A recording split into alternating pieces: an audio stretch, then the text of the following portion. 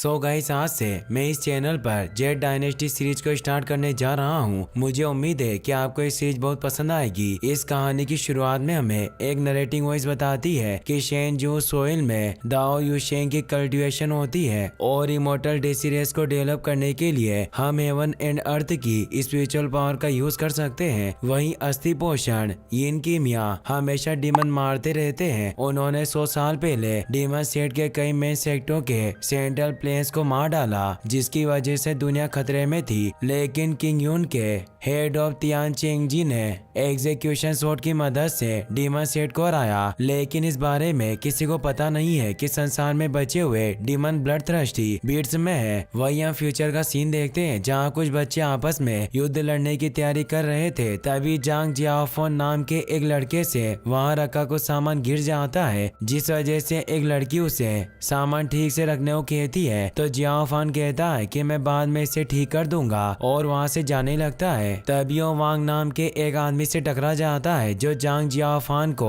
ध्यान से चलने के लिए कहता है। उसके बाद जांग भागते हुए दूसरी जगह जाता है और हर बार की तरह जांग जियाओफान वहाँ भी दिल्ली से टकराकर नीचे गिर जाता है। ये देखकर सभी लड़के उस पर हंसने लगते हैं क्योंकि वेल ने जांग को कई बार हरा दिया था, मगर फिर भी वो वेल से लड़ाई करना बंद नहीं करता और वेल से कहता है कि तुम ये मत समझो कि तुमने मुझे 97 बार हरा दिया तो इस बार भी हरा दोगे। ये सुनकर वेल जांग को अपनी हार मानने का एक और मौका देता है, मगर जांग वेल पर हमला कर उसकी शॉट को दूर गिरा देता है। इस बात से वेल काफी गुस्सा होता है और जांग की गर्दन पर अपनी शॉट रखकर उसे दबाने लगता है। ये देखकर सभी बच्चे चिल्लाने लगते हैं तो वेल उनकी तरफ गुस्से में देखता है। वेल से डरकर सभी बच्चे वहाँ से भाग जाते हैं। वहीं जांग की सांस घुट रही थी और वो मरने वाला था। तभी गुली अजीब नाम का एक एल्डर आकर वेल की बैक पर एक ट्री को अप्लाई करता है, जिसकी वजह से वो नॉर्मल हो जाता है और जांग को छोड़ देता है। दरअसल वेल जानबूझकर जांग को नहीं मारना चाहता था, उसके ऊपर किसी बेड स्पीड ने कंट्रोल कर लिया था, जिसकी वजह से वो ये सब कर रहा था।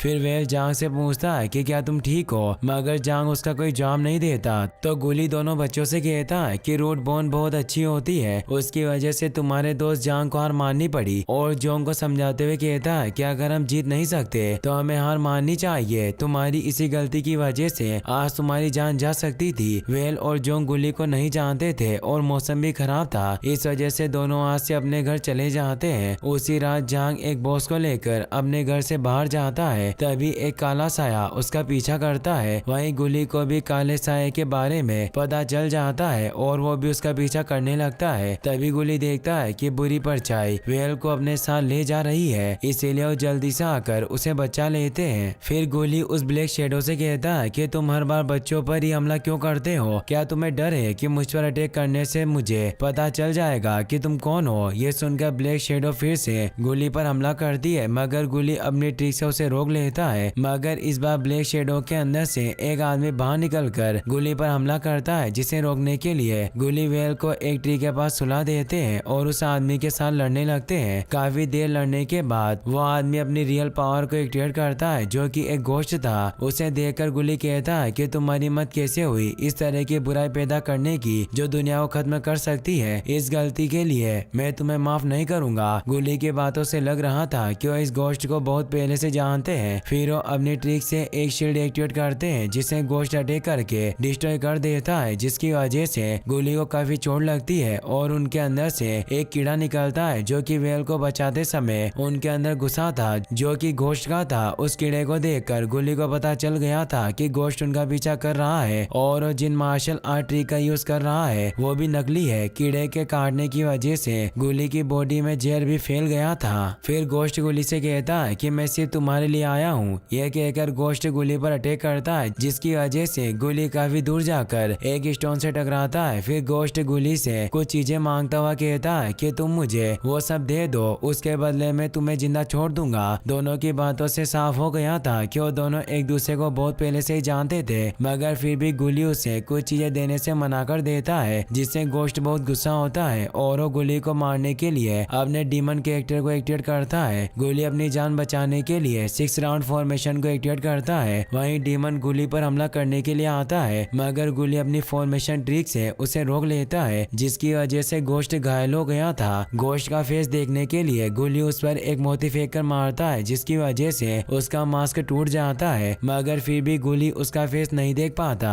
फिर गोश्त अपनी थंडर पावर को एक्टिवेट करता है ताकि वो गुली को मार सके। तभी गुली अपनी बची हुई पावर से एक बड़े से फॉर्मेशन को एक्टिवेट करता है, जिसकी वजह से गोश्त का हमला उसी पर भारी पड़ता है। यह देखकर गोश्त वहाँ से भाग जाता है। वहीं जांग होश में था और वो ये सब कुछ देख रहा था, मगर गुली की पावर से वो भी बेहोश हो गया था। कुछ देर बाद गुली जांग को उठाकर वेल के पास ले आता है, मगर गुली को दोनों बच्चों की बहुत चिंता होती है और वो सोचता है कि वो दोनों बच्चों को कैसे बचा सकता है। तभी उसे पेन होता है और वो अपने हाथों की तरफ देखता है तो उसे पता चलता है कि गोश्त के कीड़े का जहर उसकी पूरी बॉडी में फैल गया है और कुछ ही समय में उसकी डेथ होने वाली थी। मगर गुली कुछ भी करके वेल और जांग को बचाना चाहता था, इसीलिए वो अपने पास रखी एक पिल खा लेता है, जिसकी वजह से गुली अब 3 दिन ज्यादा जिंदा रहेगा। पिल खाने के बाद गुली जांग को ठीक करने लगता है, क्योंकि गोश्त के साथ साथ गुली की पावर का इफेक्ट जांग पर भी हुआ था। गुली की पावर से जांग को होश आता है तो जांग उससे हिलने से मना करता है और कहता है कि अगर तुम हिले तो जल जाओगे, मैं तुम्हें ठीक कर रहा हूँ। फिर जांग गुली से वेल के बारे में पूछता है तो गुली बताता है कि तुम्हें उसकी चिंता करने की कोई जरूरत नहीं है, वो कल सुबह तक होश में आ जाएगा, मगर तुम दोनों की एक स्मॉल फैमिली है, फिर तुम ऐसी डेंजर जगह पर क्यों आए। तो जांग कहता है कि मुझे लग रहा था कि बारिश होगी, इसीलिए मैं तुम्हारे लिए खाना लेकर यहाँ आया था। यह सुनकर गुली समझ गया था कि यह सब किस्मत का खेल है। फिर गुली, जिसका दूसरा नाम लाओ ना था, वो जांग से कहता है कि मेरे पास तुम्हें सिखाने के लिए कुछ प्रैक्टिस मेथड्स हैं, क्या तुम उन्हें सीखना चाहोगे। यह सुनकर जांग सोच में पड़ जाता है तो गुली उसे समझाता है कि उन स्किल की मदद से तुम पहले से और स्ट्रॉन्ग बन जाओगे। स्ट्रॉन्ग सुनकर जांग उन स्किल को सीखने के लिए तैयार हो जाता है, मगर गुली ट्रिक सिखाने से पहले जांग से कुछ शर्त मानने को कहता है, जो मेथड सीखने के बाद जांग इस बारे में किसी को नहीं बताएगा, चाहे वो कितना भी खास क्यों ना हो। उसके बाद उसे उन ट्रिक की प्रैक्टिस दिन में एक बार जरूर करनी पड़ेगी, लेकिन प्रैक्टिस भी वो लोगों के सामने नहीं कर सकता, इसीलिए उसे रात में उन मेथड की प्रैक्टिस करनी होगी। और आखिरी शर्त थी कि वो इन ट्रिक का तब यूज कर सकता है जब उसके सामने मरने के सिवा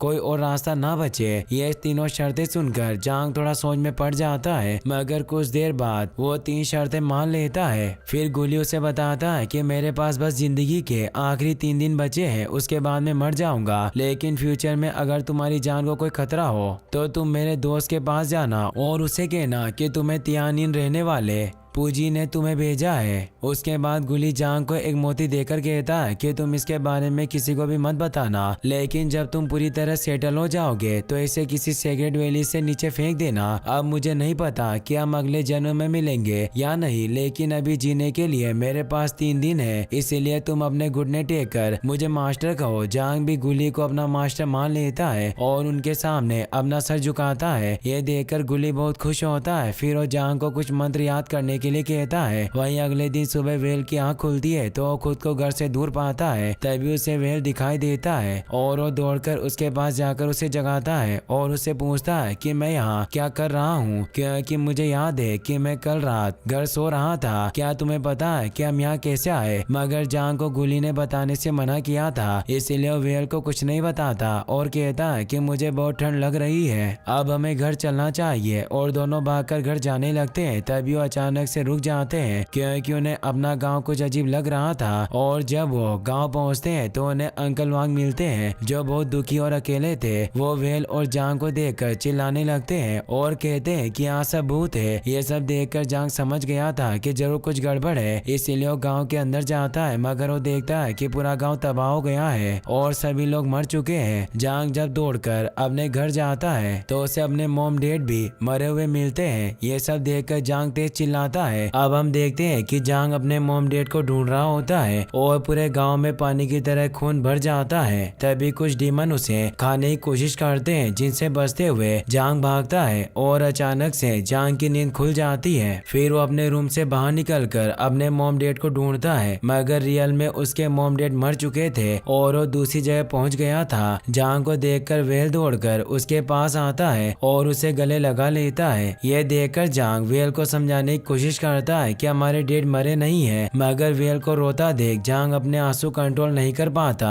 और दोनों भाई खूब रोते हैं। तभी वहाँ एक आदमी आता है जो दोनों को अपने साथ ले जाता है और उनसे कहता है कि तुम्हें डरने की जरूरत नहीं है, ये जगह क्विंग यून मेन है। जब तुम लोग बेहोश हो गए थे तब मैं तुम लोगों को यहाँ लेकर आ गया था। फिर वो दोनों भाइयों को अपना नाम जियो यिकाई हू बताता है और कहता है कि मेरे मास्टर तुम दोनों से कुछ सवाल पूछना चाहते हैं जिनके लिए तुम्हें उनके पास चलना होगा। तभी पानी के अंदर से एक बड़ा ड्रैगन निकलता है जो जांग और वेल पर हमला करता है। उसे देखकर जियो अपने हाथ जोड़ लेता है।